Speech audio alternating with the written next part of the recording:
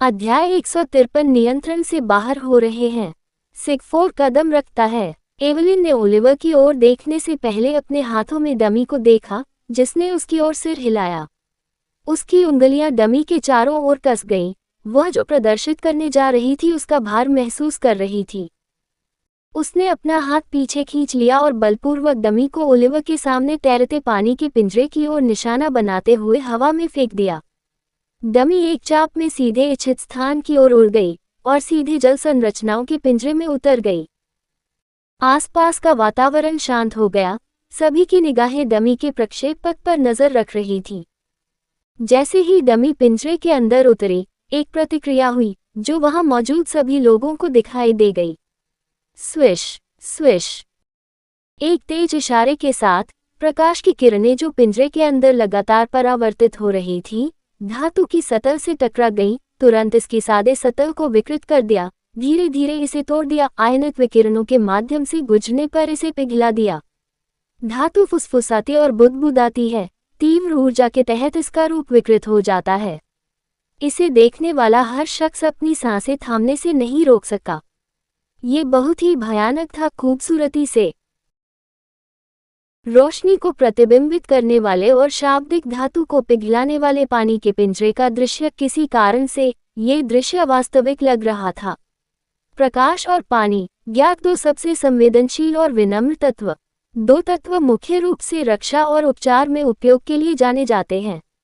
फिर भी वे अभी क्या देख रहे थे?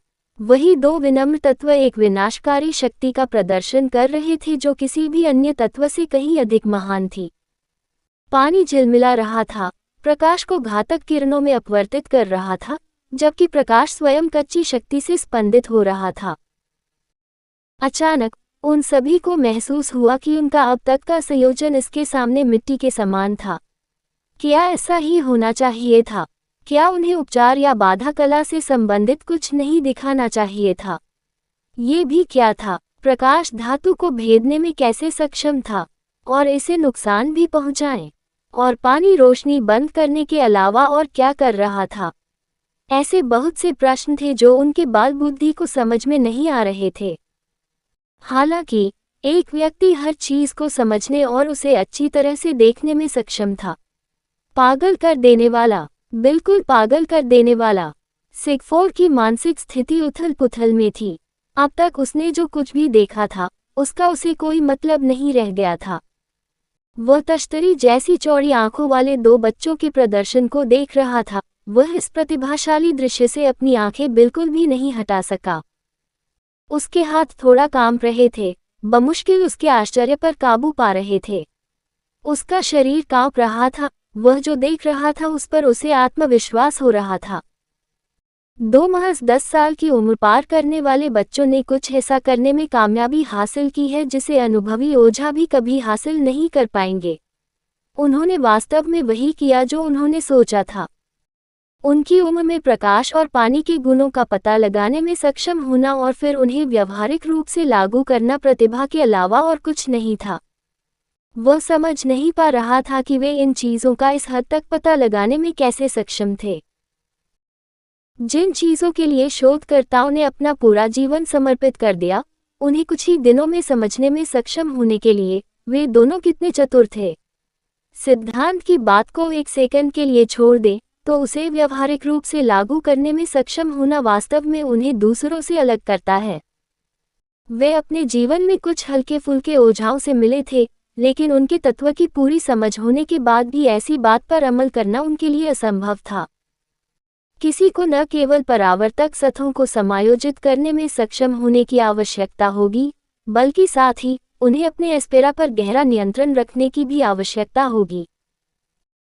परावर्तित वस्तुओं या सतहों पर बड़ी मात्रा में एस्पेरा की निरंतर आपूर्ति की आवश्यकता होती है, और साथ ही उस क्षण में सभी प्रकाश किरणों पर नजर रखने के लिए पर्याप्त कुशल व्यक्ति की आवश्यकता होती है। ऐसे व्यक्ति को ढूंढना जो ऐसा कर सके अत्यंत कठिन था, जिसका प्रकाश तत्व के साथ इस स्तर का समन्वय हो। ओलिवर इन प्रकाश पुंजों के साथ कैसे तालमेल बिठा सका? सिगफोर्ड ने अपनी आंखें सिकोड़ ली। उसकी दृष्टि से एस्पेरा झलक रहा था। वह अभी भी उन सभी एकाधिक प्रकाश किरणों पर नजर रखने में सक्षम नहीं था, भले ही उसने कितना भी ध्यान केंद्रित किया हो। उसने ऐसा कैसे किया? वे प्रकाश की गति से आगे बढ़ रहे थे। यदि वह उन सभी पर नजर रख सके तो यह अमानवीय होगा। लेकिन फिर ओलिवर ऐसा कैसे कर पाया? उन्होंने तर्क दिया कि यदि वह गलत नहीं थे, तो शायद ओलिवर भी इन प्रकाश किरणों को देखने में सक्षम नहीं था, बल्कि प्रकाश को समायोजित करने के लिए जल संरचनाओं को समायोजित करने के लिए अपनी प्रवृत्ति पर निर्भर था। अच्छा, लेकिन फिर वह इतना सटीक कैसे था? एक भी प्रकाश किरण पानी के मैट्रिक्स से बच नहीं पाए। इसके लिए सिगफो का मानना था कि यह एवलिन के साथ उनके उच्च स्तर के तालमेल के कारण था। अनजाने में वे दोनों एक दूसरे के साथ हास्यास्पद उच्च तालमेल हासिल करने में कामयाब रहे, जिससे वह उसके साथ जुड़ने और प्रकाश के प्रवाह को महसूस करने में सक्षम हो गया। अन्यथा ऐसा कोई तार्किक कारण नहीं था जो यह समझा सके कि वह पानी के निर्माणों में पूरी तरह से हेरफेर करने में कैसे सक्षम था। ऐसा कोई तरीका नहीं था जिससे उसकी आंखें प्रकाश की गति के साथ तालमेल रख सके, है ना? सिगफो ने अपना सिर हिलाया। निश्चित रूप से ऐसा कोई रास्ता नहीं था जो संभव हो। उन्होंने ऐसे मामलों के बारे में सुना था जहां दो लोग एक दूसरे के साथ एक पागलपन भरा तालमेल हासिल कर लेते थे, लेकिन उनमें से अधिकांश ऐसे लोग थे जिनके मन में दूसरे व्यक्ति के लिए मजबूत भावनाएं थीं, मूल रूप से प्रेमी जोड़े। ठीक है, ऐसा नहीं है कि यह निश्चित है। उन्होंने सोचा, ये दोनों जीनियस के बीच जीनियस हैं, इसलिए वे उस स्थिति तक पहुंचने में सक्षम हो सकते हैं। अचानक एक छोटी सी आवाज ने उसका ध्यान खींचा। उसने ओलिवर की ओर देखा, जो एक जटिल चेहरा बना रहा था। जैसे ही वह सोच रहा था कि क्या गलत है, उसने उसे कहते हुए सुना, मैं इसे खारिज नहीं कर सकता। ये सुनते ही सिगफो की आंखें कांप उठीं। यदि ओलिवर अब रुक गया, तो पानी की संरचनाएं तुरंत तरल रूप में बदल जाएंगी और अंदर की रोशनी, जो वर्तमान में एक उच्च ऊर्जा किरण थी, विस्फोटित हो जाएगी। यह एहसास उस पर पानी के ठंडे छींटों की तरह पड़ा। उसे उस बाधा के कारण अन्य बच्चों की चिंता नहीं थी, जिस पर उसे विश्वास था, लेकिन वह अंदर के दो बच्चों के बारे में इतना आश्वस्त नहीं था। यदि ऐसा हुआ तो शायद उन्हें कोई नुकसान नहीं होगा। आप क्या कर रहे हैं? क्या आप लोगों ने यहाँ आने से पहले इसका अभ्यास नहीं किया था? सिगफो ने ऊंची आवाज में पूछा। उसके स्वर में उत्तेजना का संकेत था। ठीक है, बात यह है, हमने इसे इस हद तक नहीं किया। जब भी प्रकाश थोड़ा शक्तिशाली हो जाता, हम इसे तुरंत रद्द कर देते, एवलिन ने धीमी आवाज में कहा। वह भी परेशान होकर पिंजरे की ओर देख रही थी। वह बहुत दूर थी। अगर विस्फोट हुआ तो सबसे ज्यादा नुकसान ओलिवर को होगा। आप क्या? सिगफो इस समय इतना क्रोधित था कि वह इन दोनों को पीटना चाहता था। उनकी प्रतिभा और बुद्धि के लिए पिछली प्रशंसा उनके लापरवाह व्यवहार के लिए महसूस किए गए गुस्से से तुरंत खत्म हो गई। उसके हाथ बगलों में भिंच गए, वो सफेद हो गए। यह उनके लिए सीधे तौर पर जीवन के लिए खतरा था। उचित परिणामों के बारे में जाने बिना और किसी भी चीज की परवाह किए बिना कार्य करना, न केवल वे अपने जीवन को बल्कि अपने साथियों के जीवन को भी खतरे में डाल रहे थे। वह चिढ़कर अपने दांत पीसने से खुद को नहीं रोक सका। ये सचमुच जोखिम भरी स्थिति थी। उन दोनों को शायद इस बात का एहसास नहीं था, लेकिन उसे हुआ। त्याग देना, वह एवलिन पर चिल्लाया, जिससे वह घबरा गई। उसने विरोध भरी दृष्टि से उसकी ओर देखा। वह ओलिवर को पीछे नहीं छोड़ना चाहती थी। क्या उसे अंदर की उन प्रकाश किरणों को नियंत्रित करने का प्रयास करना चाहिए? ये काफी मुश्किल लग रहा था, लेकिन वह अपनी क्षमताओं के कारण अपने किसी करीबी को नुकसान नहीं पहुंचने देती। जैसे ही उसने अपना हाथ रोशनी की ओर आगे बढ़ाना शुरू किया तो वह कांप उठी। जब ऐसा लगा कि वह चेतावनियों के बावजूद इसे आजमाने वाली थी, तभी एक तेज आवाज ने उसके अस्थिर विचारों को बाधित कर दिया। इसे कर ही डालो। सिगफो अपनी अनिर्णय को और अधिक सहन नहीं कर सकी और उग्र रूप से दहाड़ने लगी।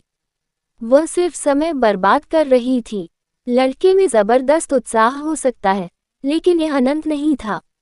देर सवेर वह इससे बाहर निकल जाएगा, और देखने से ऐसा लगता है कि वह इसके करीब है। जैसे ही वह नियंत्रण खोता, विस्फोट हो जाता। इससे पहले कि दोनों में से किसी के साथ कुछ अकल्पनीय घटित हो, उसे हस्तक्षेप करना पड़ा। एस्पेरा की बदौलत उनकी आवाज़ इतनी तेज थी कि उन सभी के कानों में घंटी बजने जैसी अनुभूति हुई। हाँ, आखिरी बार ओलिवर की दिशा में देखने और बाधा के किनारे की ओर जाने से पहले, चुपचाप उससे बाहर निकलने से पहले उसने कमजोर ढंग से कहा।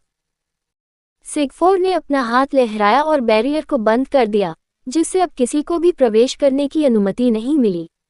उसने गंभीर दृष्टि से पानी के पिंजरे को देखा। वह जबरन इसे नीचे धकेलने की कोशिश कर सकता था, लेकिन इस प्रक्रिया में वह बच्चे को चोट पहुंचा सकता था। उसके पास स्वयं बैरियर में प्रवेश करने के अलावा कोई विकल्प नहीं था। तात्कालिकता की भावना ने उसे आगे बढ़ाया। कहानी खत्म, अलविदा।